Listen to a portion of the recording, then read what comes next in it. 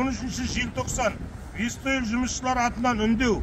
Құрметті Қазақстан Республика парламент мәжілісінің депутаттарына, атап айтқанда Ринат Зайытов, Қазбек Иса, Еділ Жаңғыршин, Ермұрат Бапи, Самат Мұсабай, Мақсат Толықбай, Ерлан Сайырып, Нартай Аралбай, Бақытжан Базарбек, Абзал Құспан, Жұлдыз Сүлейменова, біз Вистойл жұмысшылары бір жылдан бері көтеріп келе жатқан мәселеміздің шешімін таппауына байланысты Қазақстан Республикасының Конституциясының 24 бабының 3 тармағына сүйеніп ереуіл жариялағанбыз.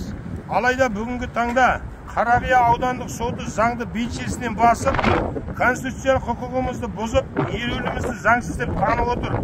Соған байланысты конституциялық құқығымызды бұзып және шектеп отырған Маңғыстау облысы Қарақия аудандық сотының судьясы Жұмаева сотты қарау барысында жұмысшылардың құқығын өрескел бұзғаны үшін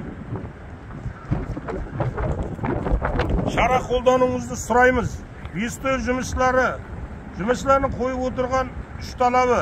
Бірінші талап, Вистойл еңбекақы жүйесін Қазмұнайгаздың еншілес және тәуелді мекемелеріне қарастырған еңбекақы жүйесіне теңестіру. Екінші талап, техникалық қауіпсіздікке сәйкес келетін техникалармен жаңарту. Үшінші талап, Вистойл жұмысшыларын ұлттық компания Қазмұнайгаз құрамына қосу.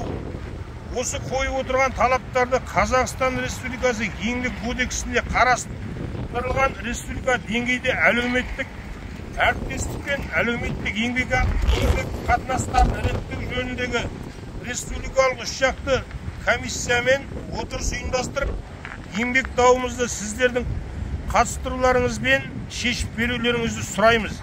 Өйткені құзырлы органдар заңсыз іс-әрекет арқылы қойған талаптарымызды еңбекақы дауына жатпайды деп бұрмалауда.